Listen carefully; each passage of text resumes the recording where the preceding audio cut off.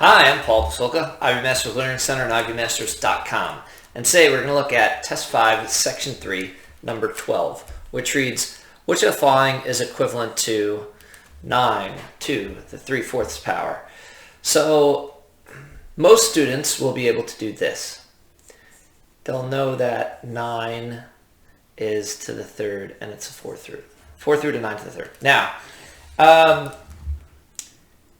if students screw this piece up, typically they'll put the 3 by the root, they'll put the 4 inside as the exponent.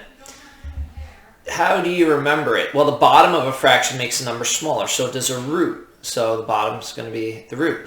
And the top of the fraction makes a fraction bigger, so does an exponent. So the top of the fraction is your exponent.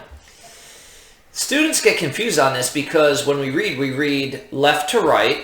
So if we're reading this, we'd read 4 and then 3. And we also read top down, and so if we read this, we'd read 3 and then 4, so it's out of order. But anyway, that is how it should translate. Now, students typically can't get past this point.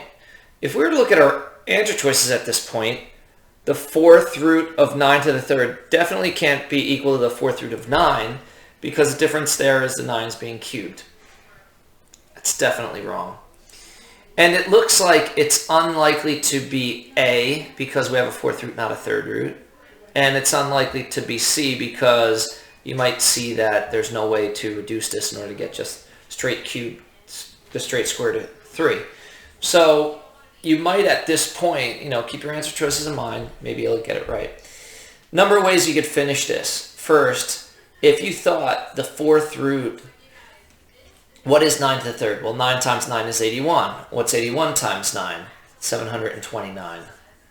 And when you take the fourth root, you're asking yourself, what times itself 4 times will give you 729? So if we're to take 5 squared, 25. 25 times 5 is 125, times 5 is 625. And then if we took 6, we'd get 6 squared, 36, times 6 is 216, times 6, you're about 1300 at that point. So you know that this is, it's going to be 5 point something. And if we look at the answer choices, if we multiply a number by itself 3 times, the cubed root of 9, it's going to be way too small. Okay. 2 times itself 3 times is 8, and 3 times itself 3 times is 27. If we looked at answer choice C, the cubed root of 3, what times itself will give you 3? That's got to be between 1 and 2, so that can't be right because square root of 4 is 2, square root of 1 is 1. So we're left with answer choice D, and if you know the cubed root of 3 is about 1.7, if you multiply by 3, you do get 5 point something. Now, but how would you do this like classroom style? Well, if you look at your answer choices, we've either got a 9 under the root or we've got a 3 under the root.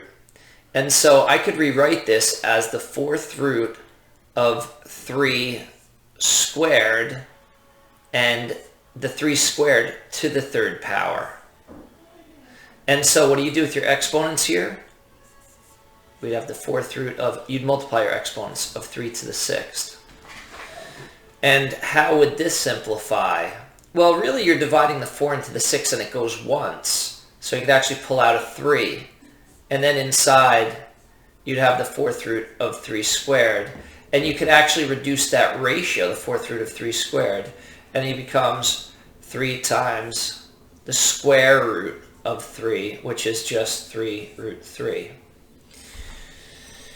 Students sometimes have trouble following that, so what could you do? You could put this back into exponential form, 3 to the 6 over 4, reduce the ratio, 3 to the 3 over 2. And what's that wind up being? Well, that's the same as 3 to the first times 3 to the 1/2 power. Remember, you would add your exponents when it's something like 3 to the first times 3 to the 1/2, and you would get 3 to the 1 1/2, which is 3 to the 3 over 2. We're just pulling it apart there, and this, again, is the same as 3 times the square root of 3. Thank you for joining us today. If you like this video, click like. You could share it with someone who has trouble with these more complex roots. If there's any question you'd like to see answered from any official PSAT or SAT or ACT, you leave that in the comments as well. I'd be happy to shoot a video on it.